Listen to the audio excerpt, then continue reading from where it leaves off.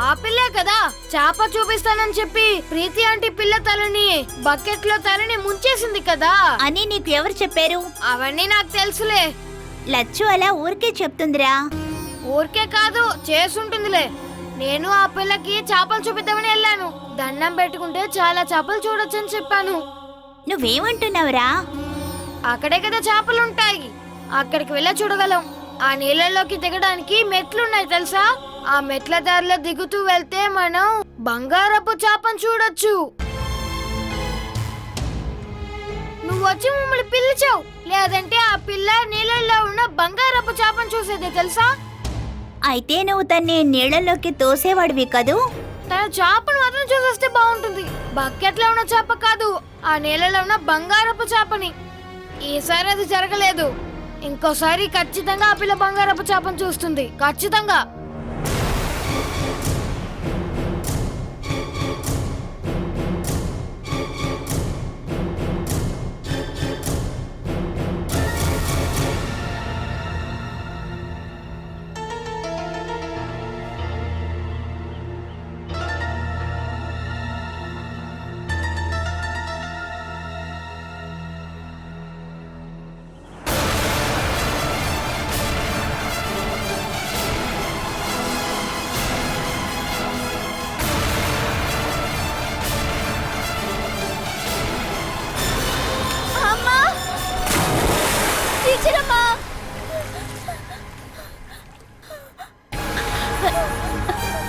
ఏమైందమ్మాయి గారు?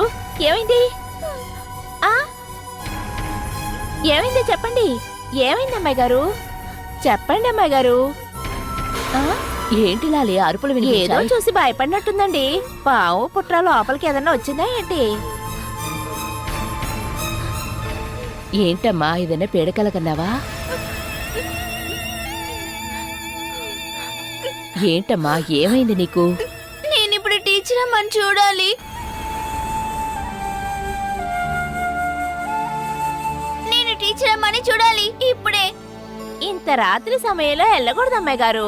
కళ్ళు ఇప్పుడు పడుకోమ్మా, ఉదయాన్నే వెళ్దాం సరేనా? నాకు ఇప్పుడు చూడాలి, నన్ను తీసుకువెళ్ళండి. మీ నాన్నగారు కూడా లేరు కదా, ఎవరు తీసుకెళ్తారు? అదంతా నాకు తెలీదు, నన్ను ఇప్పుడే ఇక్కడ నుండి తీసుకెళ్ళండి.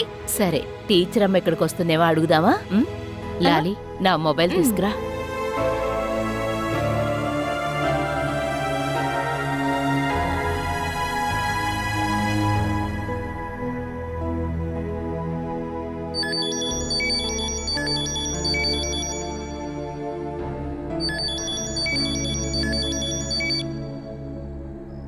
హలో. హలో సుధా టీచర్ గారా? అవునండి. నేను కళ్యాణి వాళ్ళ నానమ్మని. చెప్పండి. మీరొక హెల్ప్ చేయాలి. కళ్యాణి నిద్దట్లో ఉలికిపడి లేచి టీచర్ అమ్మని చూడాలని మొండికేస్తోంది. వాళ్ళ నాన్నగారు ఊర్లో లేరు. పాప చెప్పిందండి. ఒకసారి కళ్యాణితో మాట్లాడండి, నేను ఫోన్ ఇస్తాను. హలో టీచర్ అమ్మా. కళ్యాణి ఏమైందమ్మా? మీరు కాస్త ఇక్కడికి రాగలరా టీచర్ అమ్మా? రాత్రి ఎలా రమ్మంటావమ్మా? నేను ఒక కల కని భయపడ్డాను. నాకిప్పుడు మిమ్మల్ని చూడాలనిపిస్తుంది. నువ్వు భయపడకు తల్లి, ఇప్పుడు రాత్రి అవుతోంది. నేనక్కడికి గాని నువ్విక్కడికి గాని రాలేవు.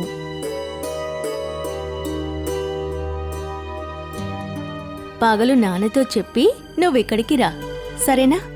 నేను వస్తే నాన్న చకే తిరిగి ఇక్కడికి వస్తాను. అది మనం రేపు నిర్ణయించుకుందాం. ఇప్పుడు నువ్వు పడుకోమ్మా, మనం రేపు ఉదయం మీట్ అవుదాం. Okay. Okay. Good night. Good night.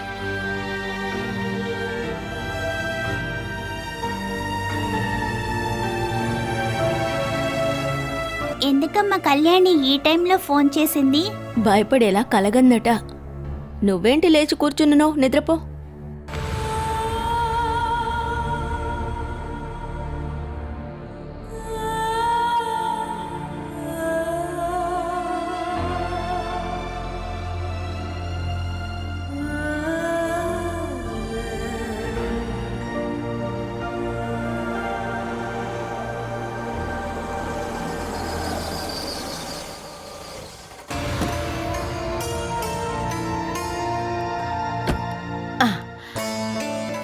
Teacher అమ్మగారిని చూడాలని ఒంటి కాల మీద నుంచున్నారు అమ్మాయి గారు. బుక్స్ బ్యాగ్లన్నీ సర్ది పెట్టుకున్నారు.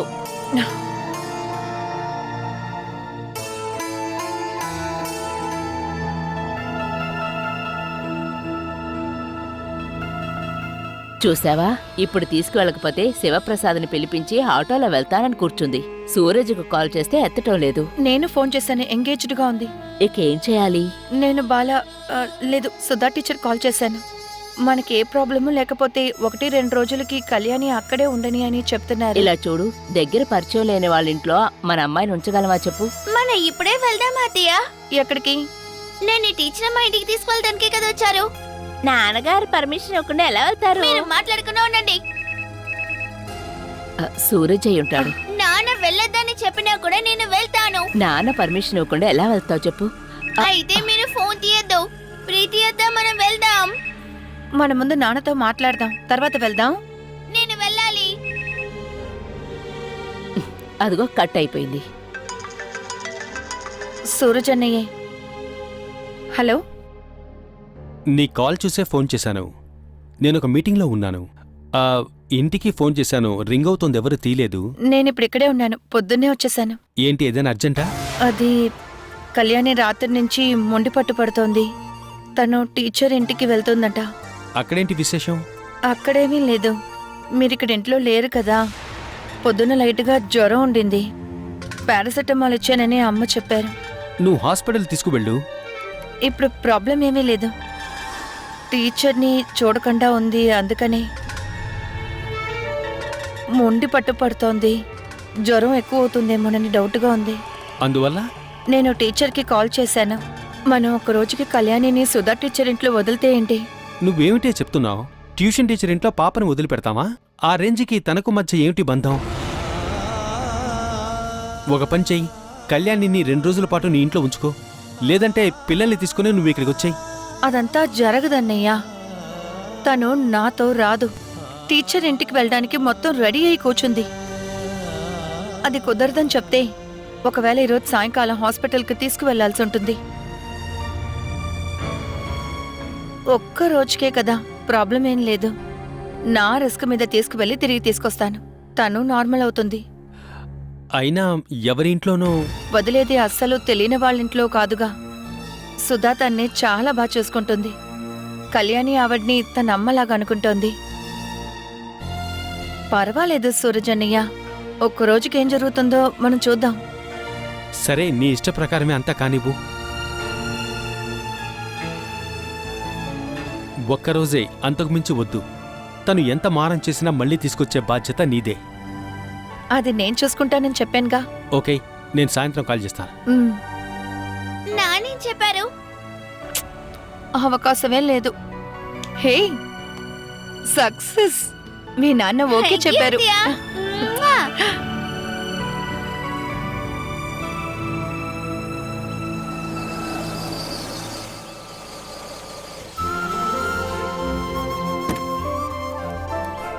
టీచర్ అమ్మా,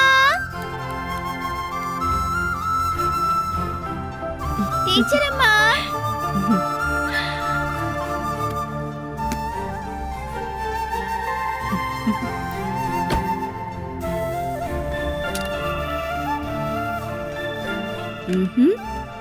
ఎంత పెద్ద బ్యాగ్ తీసుకొచ్చావు? ఇందులో నా స్కూల్ బ్యాగ్, డ్రెస్ అన్నీ ఉన్నాయి. తను అక్కడ యూజ్ చేసే బ్రష్, పేస్ట్, అంతెందుకు టవల్ కూడా తీసుకొచ్చేసింది. ఇవన్నీ చూస్తుంటే ఒక వారం ఉండబోయేటట్టు కనిపిస్తోంది. అఖిల, హాయ్. నేను ఇక్కడ మీతో ఉండటానికి కోసం వచ్చాను. ఇక మీద మనం ఎప్పుడూ ఆడుకుందాం, సరేనా? నువ్వు చెప్పేది వింటుంటే మళ్ళీ వచ్చే ఐడియా లేనట్టే అనిపిస్తోంది. ఒక్క రాత్రి ఇక్కడ ఉండాలి, దానికి మాత్రమే మీ నాన్న పర్మిషన్ ఇచ్చారు. రేపొద్దున్నే నేను వస్తాను, వెళ్ళడానికి రెడీగా ఉండాలి. వచ్చిన వెంటనే తన మనసు కష్టపడేలా మాట్లాడకు. ఇవాళ గడిస్తే రేపు మీ నాన్నతో మాట్లాడి ఎక్స్టెండ్ చేద్దాం. వెను, ఒక రోజుకి కళ్యాణి ఇక్కడ ఉండబోతోంది. రా, లోపలికి వెళ్దాం. రా రా. ఏయ్, నువ్వాగవే. నువ్వెందుకురా నా చేపట్టుకున్నావు? చేయొదులు. ఆ పిల్ల ఇక్కడికి ఉండడానికి వచ్చిందా? ఇక్కడే ఉండిపోదు కదా. వచ్చినా రాకపోయినా ఇక్కడ ఉండకూడదు. నువ్వెళ్ళి అమ్మతో చెప్పు. అమ్మ ఒప్పుకోవడం వల్లే ప్రీతి అంటే కళ్యాణిని ఇక్కడికి తీసుకొచ్చారు. ఆ పిల్ల ఈ ఇంట్లో ఉండడం నాకు ఏ మాత్రం నచ్చలేదు నచ్చలేదు నచ్చలేదు ఏ మాత్రం నచ్చలేదు. తను ఇక్కడ అసలు ప్రశాంతంగా ఉండలేదు. అర్థమైందా?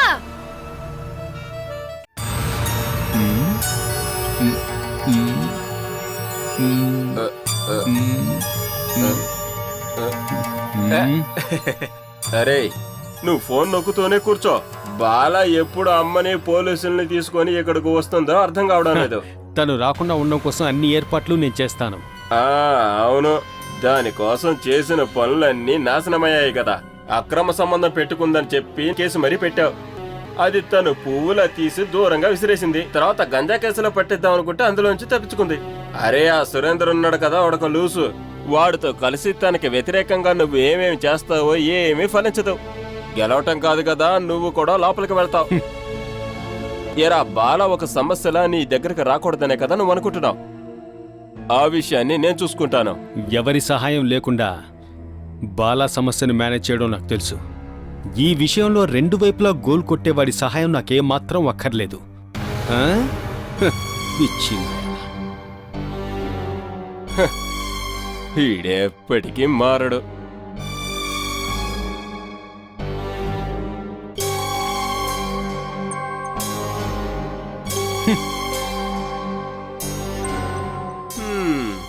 తర్వాత ఏంటి?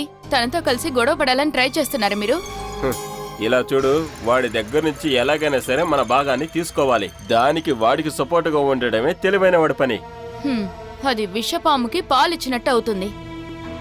పని పూర్తవుగానే అది మిమ్మల్నే కాటేస్తుంది. మీకో విషయం చెప్తున్నాను వినండి. మీ నుంచి బాలాకి ఏదైనా ఇబ్బంది వచ్చిందంటే నేను ఊరికే ఉండను. మనం కూడా సుమేష్ బాలాకి ఏదైనా వ్యతిరేకంగా చేస్తే ఊరుకోకూడదండి. అనిలా, నువ్వు త్వరగా వస్తావు కదా? ఎందుకు? ఏమీ లేదు, ఏదో ఒకటి మాట్లాడడం తప్ప ఇంకేం చేస్తారు మీరు? ఏదో చేసుకోండి. అది కూడా జరగలేదు. వాణ్ణి ఇంకాస్త ఎక్కించొచ్చేమో చూస్తాను.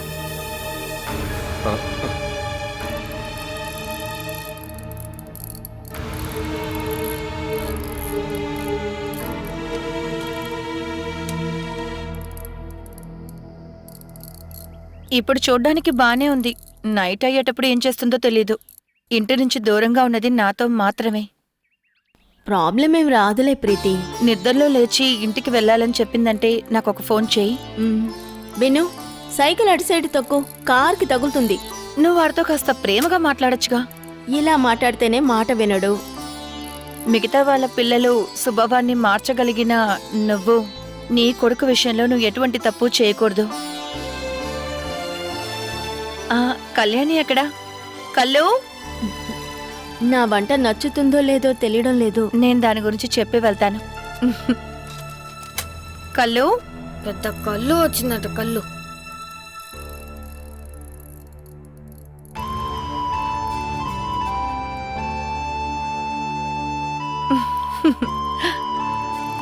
నేను బయలుదేరుతున్నాననే పిలిచాను. నేను అనుకున్నాను మీరు వెళ్ళిపోయారని. నీకు నన్ను ఇక్కడి నుంచి ముందు తరివేయాలి. మీరు చాలా బిజీనే కదా, నా వల్ల అది స్పాయిల్ అవ్వకూడదు అనుకున్నాను. చెప్పిందంతా గుర్తుంచుకునే టాలెంట్ నీకు ఉంది కాబట్టి పర్వాలేదు. రా, నీతో కొన్ని విషయాలు మాట్లాడాలి. మన ఇల్లులాగా కాదు. నీకు నచ్చినట్టంతా ఇక్కడ ఉండదు. వాళ్ళు చేసే వంటలు తినాలి. టీచర్ పడుకునే బెడ్లోనే పడుకోవాలి. బాత్రూమ్ కామన్గా యూజ్ చెయ్యాలి. ఇలా చాలా విషయాలు ఉన్నాయి.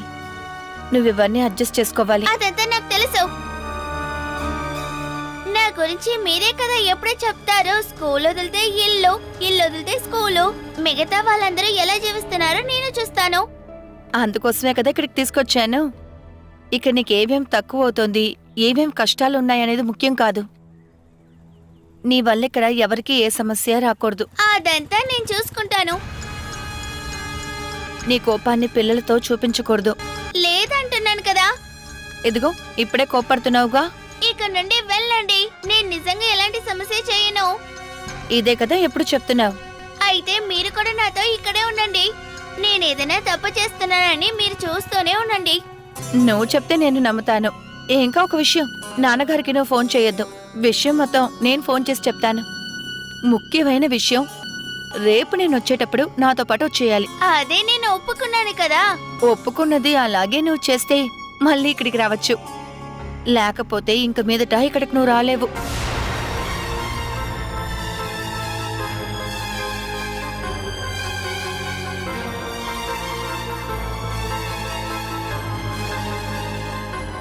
చూసేవమ్మా, విను ఎలా చూస్తున్నాడో చూసారా? కళ్యాణి మన ఇంట్లో ఉంటున్నది వాడికి అస్సలు ఇష్టం లేదు. విను కళ్యాణిని ఏమైనా చేస్తాడేమోనని భయంగా ఉంది. అమ్మా, నానమ్మతో విను చేసిందంతా తలుచుకుంటే నువ్వెప్పుడు కళ్యాణితో ఉంటే చాలు. వాడేమైనా గొడవ చేస్తే నువ్వు నాతో చెప్పు చాలు. బాలా, నేను వెళ్ళి రేపొస్తాను. నాన్న, నేను చెప్పిందంతా నీకు గుర్తుంది కదా? ఇంక మీరు వెళ్ళండి. కళ్యాణిని నేను చూసుకుంటాలే. అయితే సరే. సరే. Bye bye. విను, ఆంటీ వెళ్ళొస్తాను.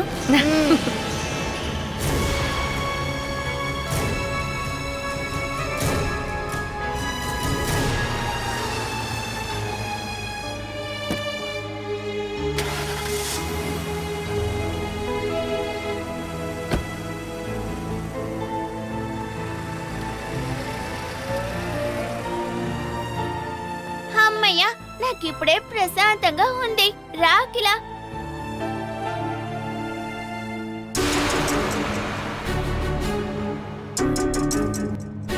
రెవిను, ఏంటి?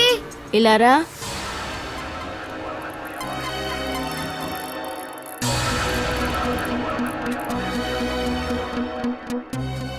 కళ్యాణి మన ఇంటికి వచ్చిన గెస్ట్. తనని జాగ్రత్తగా చూసుకోవాలి కదా. నువ్వు తనతో ప్రాబ్లం చేయకూడదు. గుడ్ బాయ్గా ఉండాలి.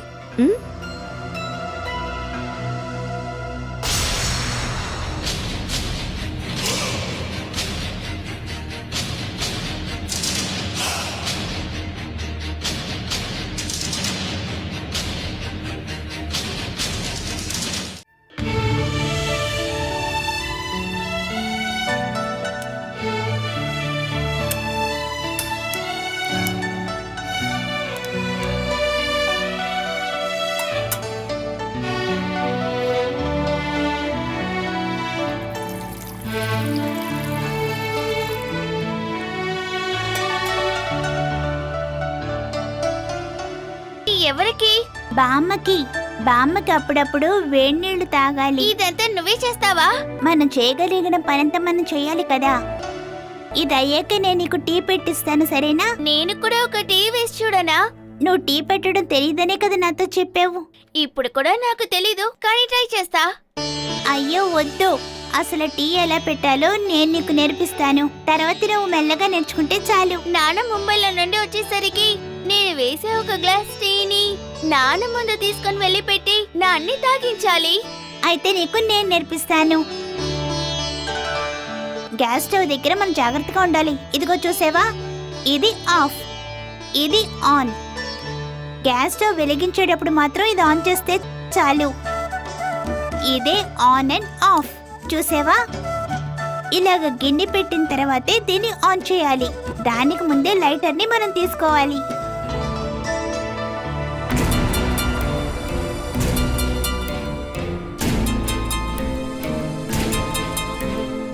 ఓపెన్ చేసిన 5 సెకండ్స్ లోనే మనం వెలిగించాలి. వెలగకపోతే ఆఫ్ చేసి మళ్ళీ వెలిగించాలి. లేదంటే గ్యాస్ బయటకు వచ్చి చాలా డేంజర్ అవుతుంది. ఏంటి, అర్థమైందా?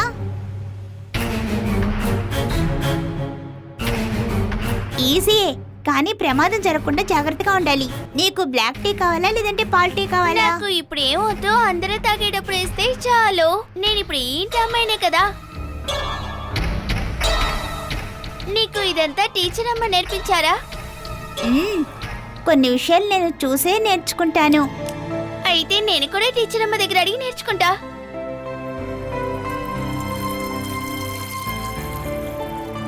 ఇది తీసుకువెళ్ళి బామ్మకిద్దామా?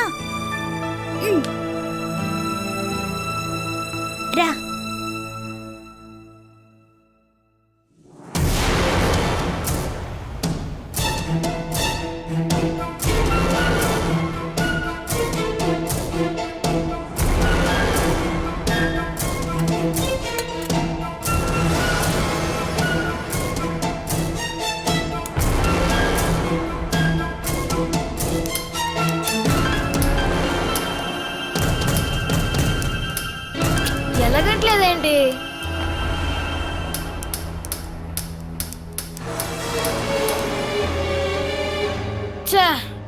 ఆ పిల్ల ఏదో చేసుంటుంది. ఇప్పుడు ఆ పిల్లని ఏం చేస్తానంటే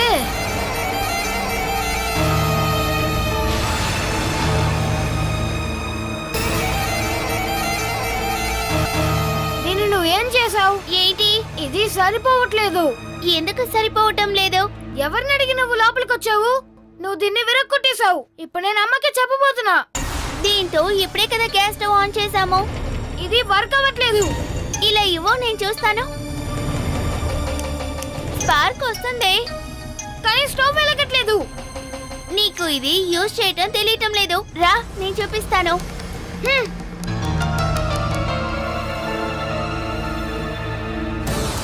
చూడవే గాడిద, ఇది విరిగిపోయింది.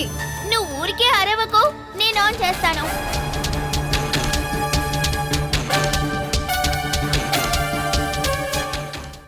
ఎందుకురా నువ్వు అమ్మ దగ్గర ఎప్పుడు ఇలా తన్నులు తింటూ ఉన్నావు? ముందు నువ్వు ఈ కోపాన్ని తగ్గించుకో. అంత కోపం ఉండడం వల్లే నాకేం నొప్పి పుట్టట్లేదులే. నువ్వు ఇలా తన్నులు తినడం చూస్తుంటే నాకు కష్టంగా ఉందిరా, అందుకనే. ఇప్పుడు నువ్వు చూడలేదుగా, ఆ కర్ర విరిగిపోయేంత వరకు నన్ను కొట్టారు.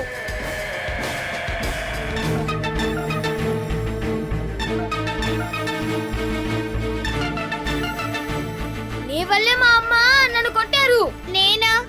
నేనేం చేశాను? నువ్వే కదా నా కాలు మీద చారు వేసావు. నోరు మూసుకోనుండు. ఇదిగో ఇక్కడ చూసావా, ఇప్పటి వరకు నన్ను అమ్మ ఎప్పుడు ఇలా కొట్టలేదు తెలుసా. నీ వల్లే అమ్మ నన్ను ఇంత గట్టిగా కొట్టింది. ఎవ్వరికి నా మీద ప్రేమే లేదు. నేను తన్నులు తినాలని మీ అందరికీ ఆశ. నాకు ఇక మీద ఎవ్వరు లేరు. నువ్వు నాతో మాట్లాడడానికి అస్సలు రాకూడదు.